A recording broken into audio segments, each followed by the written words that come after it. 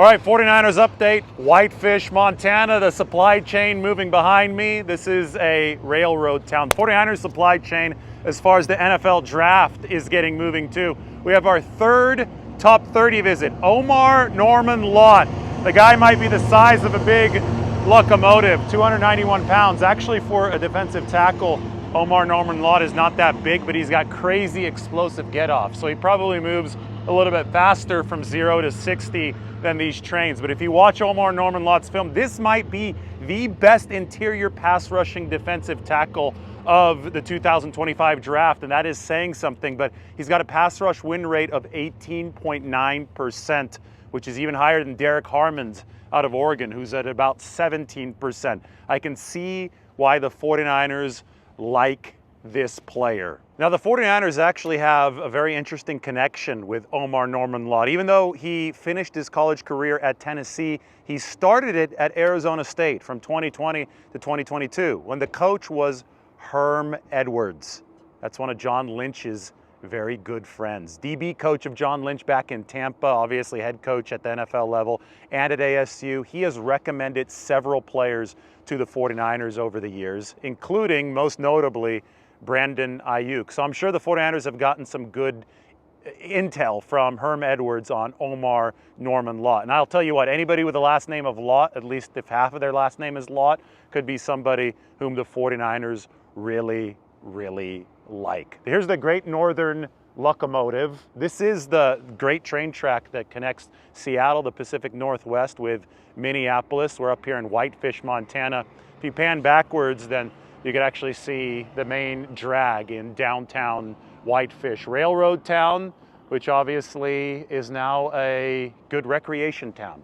This place is alive in the summer, I have to say, after spending a few days here. Also alive in the winter. We skied up at the big mountain in Whitefish when it was sunny over the past couple days. Today a little bit more overcast, but still just absolutely gorgeous here. The American West encapsulated in a town, I think that's Whitefish, Montana. And then Omar Norman Lott, well, if you're looking for a defensive lineman, a defensive tackle, a good pass rusher encapsulated in one player, that might be him. Now, the one issue here is the knee. It was flagged at the NFL Combine. The public does not know the extent of the knee issue for Omar Norman Lott, but the 49ers obviously doing their extra diligence here with the 30 visit are going to be more on top of things in this situation. And, you know, maybe this causes him to drop as far as stock goes. They're talking about Omar Norman Lott as a second-round pick. Maybe this causes him to drop to the third or the fourth round. And at a certain point, the value, right, the value proposition for the 49ers becomes one where you'd be willing to take him even if there is a potential knee issue. This is an extremely deep defensive line class, especially at defensive tackle. So you can pick multiple of these guys, and we expect the 49ers to pick multiple of these guys because that's just how it works when you have that many spots open on the defensive line. We also have a Montana connection to this update. 49ers special teams coordinator Brant Boyer was amongst the many NFL coaches scouting kickers, and one of the kickers was Adam Botkin. This guy's interesting. He's from Montana, went to the University of Montana, actually never kicked a field goal in his college career, but has vaulted himself into NFL tryouts through social media. The guy's a YouTube star. He's almost at 600,000 subscribers. One day this channel is going to get to that level as well. But Adam Botkin, he's younger than me, and he's ahead of us in that regard. And he looks like he's a talented kicker. Actually has a 35.5-inch vertical leap. So he's an athlete, basketball player. And, well, he did make some kicks in front of Brant Boyer, the 49ers special teams coordinator. One thing that we can talk about as we discuss the supply chain, and we're talking about adding supplies to this 49ers team, one thing that we can talk about with certainty is that San Francisco is diving deep into this kicker scouting. So they've already said that they're going to bring in competition for Jake Moody. They've said it's probably going to be a veteran. I know Nick Folk could be a really good option for the 49ers when you talk about somebody who's made a bunch of kicks over the past 2 seasons. 2 of his best years in the NFL have been over the past 2, but Nick Folk is 40, so the 49ers also want to look at some rookie options, and it's been very clear from the scouting perspective that they're looking at many, many guys. Borregales, the kicker from Miami, and obviously all the kickers at this showcase that included Adam Botkin here from the great state of Montana.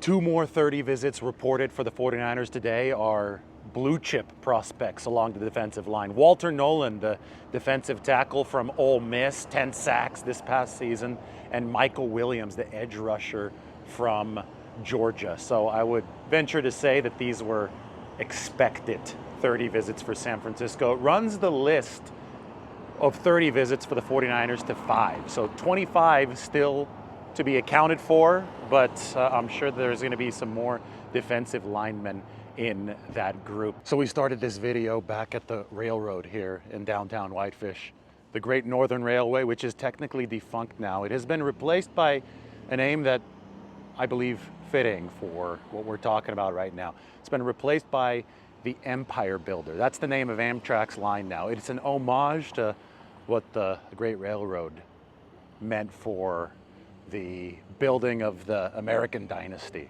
49ers trying to build a dynasty. They're trying to build their empire. This NFL draft is going to be absolutely critical in that regard, especially along the defensive line. So it is fitting. We're talking about some big locomotives on that defensive line, especially a defensive tackle whom the 49ers are hosting ahead of this draft. There are going to be some big-time potential additions at a major position of need for San Francisco this month. And according to Matt Barrows, the 49ers also hosting a couple off-ball linebackers on 30 visits. We've moved to downtown Kalispell, just south of Whitefish here in Montana, where it is very, very western, as you can see here. Cool little town where we can talk about Jauan Jennings, not from Montana, he's from Tennessee, but Jauan just put up a workout video, footwork, route running coming along for Jauan Jennings. Remember, he should have been at 1,000 yards last season. It was not his fault that the officials cost him that. Byron Murphy Jr. and Jauan got tangled up a couple times there in that game against Arizona, and they ejected both of them. It cost Jauan Jennings a 1,000-yard receiving season, but you know, there's a reason I keep on talking about him as a real extension candidate for the 49ers this offseason, because he is the guy capable of going for 1,000 yards.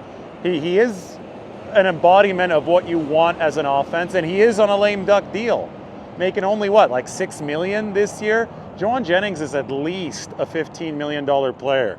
I think he's a guy whose game is going to age really gracefully because it's not based on speed, and he still is on the right side of 30. But since it's based on toughness, I think that Jauan Jennings is a guy that you can count on being around for a while for the 49ers. And that means that you reward him this year ahead of the lame duck season to make sure that he is around for a while. And here's the final thing about Jennings, and I think this applies specifically to this month, the NFL draft.